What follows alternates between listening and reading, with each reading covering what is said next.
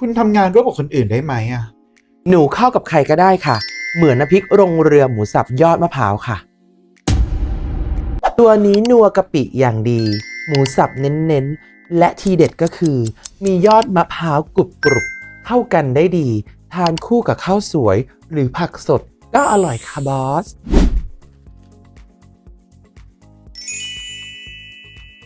ความกรุบของยอดมะพร้าวเนี่ย มันเป็นตัวชูโรงจริงเลยนะ สายนัวสายกรุบต้องน้ำพริกลงเรือหมูสับยอดมะพร้าวมาราศีเท่านั้น